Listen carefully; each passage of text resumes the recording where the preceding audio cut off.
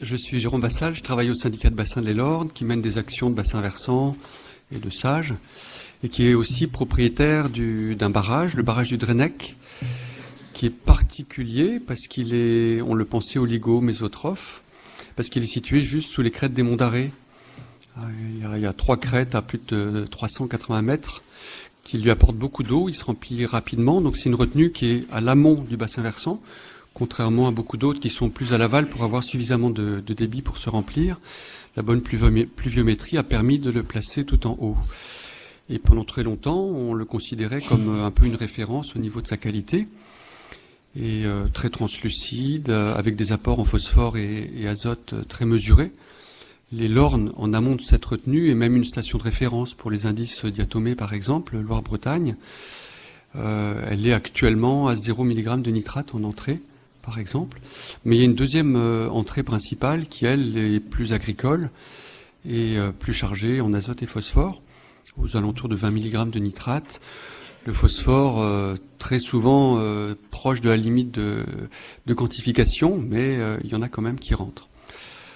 Et on a été surpris en 2012 par une première manifestation de bloom en surface, avec un petit peu d'écume vert fluo, et qui nous a donc alertés. C'est passé dans la presse, comme un peu partout. Beaucoup de monde s'est inquiété.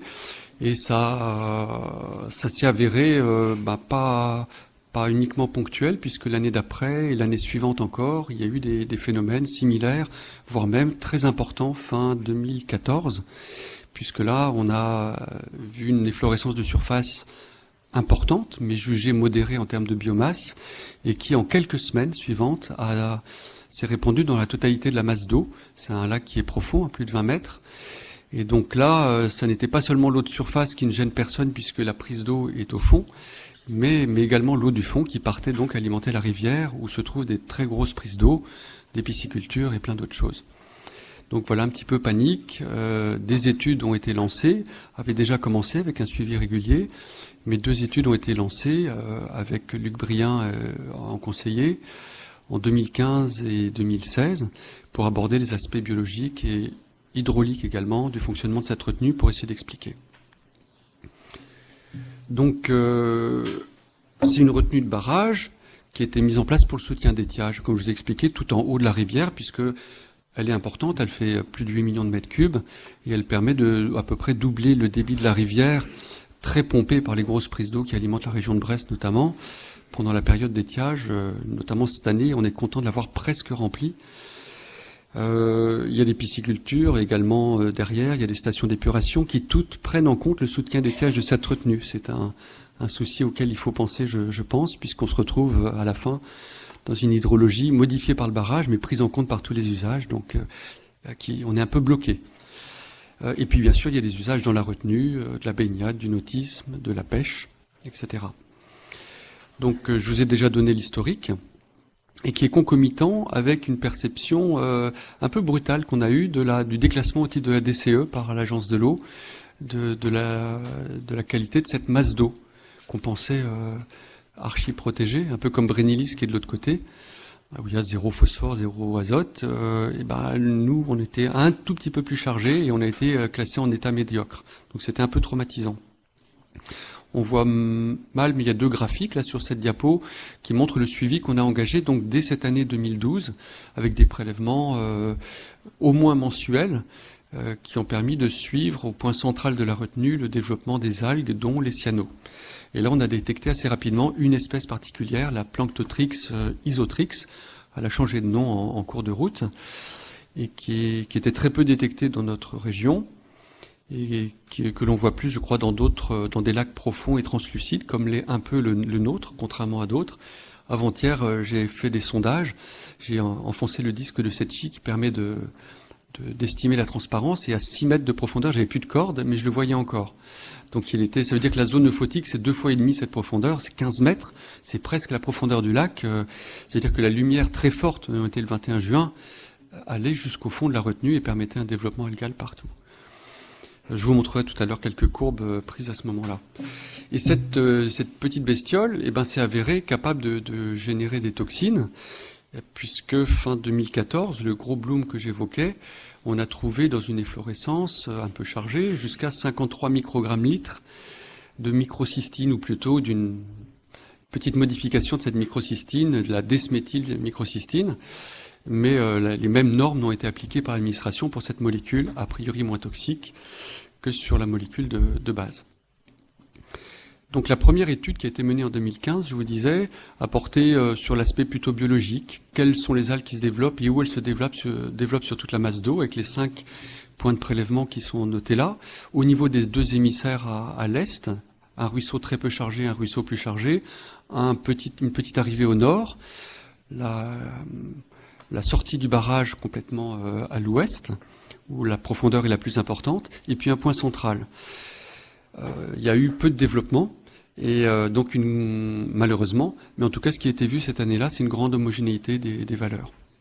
La deuxième étude, c'est ce que l'on voit sur les diapos en bas, a regardé plutôt l'aspect hydraulique, avec notamment une étude courantologique qui a montré de très faibles vitesses, et une modélisation 2D a même été faite qui montre qu'on est sous le centimètre seconde, donc même avec une gestion différente du barrage, on ne pouvait pas générer des courants susceptibles de défavoriser ces algues, qui ont montré des développements. On le voyait sur la diapo précédente, il y a une petite photo à gauche de la Planctotrix. Elle est capable de se mettre en long filament, particulièrement long chez nous, donc elle s'y sent particulièrement bien, parce que la masse d'eau est stable. On a du mal à la déstabiliser a priori.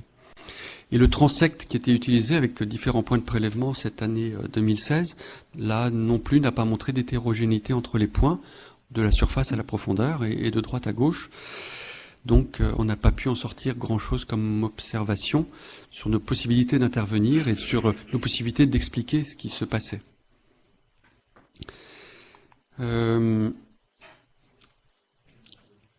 Donc, j'ai dit tout à l'heure qu'on est quand même inquiet, puisque on a vu qu'il pouvait se passer quelque chose d'important. C'est arrivé donc en 2014, où il y a eu un début d'été chaud et sec, un mois d'août plutôt pluvieux et froid, et puis à nouveau un mois de septembre très chaud et sec, qui a provoqué une deuxième stratification thermique, puisque c'est sans doute un des nœuds du problème. C'est une retenue assez profonde qui se stratifie, ça peut être brutal, des jours comme en ce moment.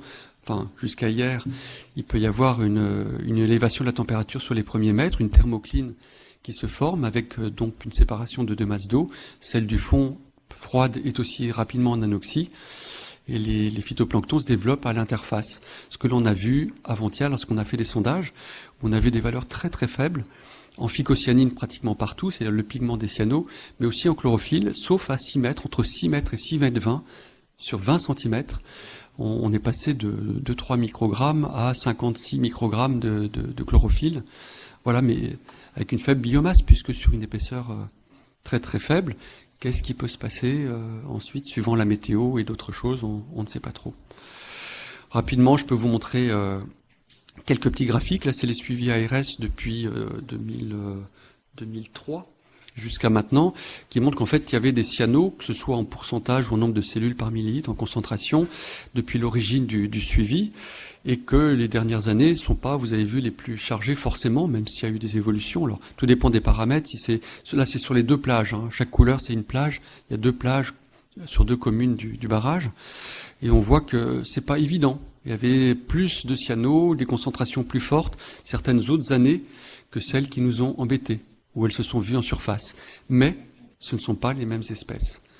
Jamais, quasiment, la Planctotrix isotrix, que l'on a mesurée comme étant à l'origine des toxines et des problèmes visibles, n'a été mesurée par l'ARS sur les plages depuis l'origine du suivi. Voilà, on le voit sur les graphiques là, mais qui sont pas très visibles. Et puis, donc là, on voit, c'est toujours les mêmes suivis de l'ARS, on voit du cyanodictyon, de la phanotès, d'autres cellules, alors que nous, c'est la Planctotrix qui nous a embêtés. Bon, rapidement, les paramètres azote et phosphore, on voit qu'ils sont plutôt à la baisse. La courbe en haut, sur toute la période depuis l'origine du plan d'eau, qui date du tout début des années 80, est globalement à la baisse au niveau des courbes de tendance. On voit que ça a monté au début sur les courbes en bas et ça a rebaissé, à la fois dans la retenue elle-même et sur les affluents qui s'y jettent. Et sur les dernières années, on le voit nettement ici, c'est clairement à la baisse. Là, il s'agit de l'azote.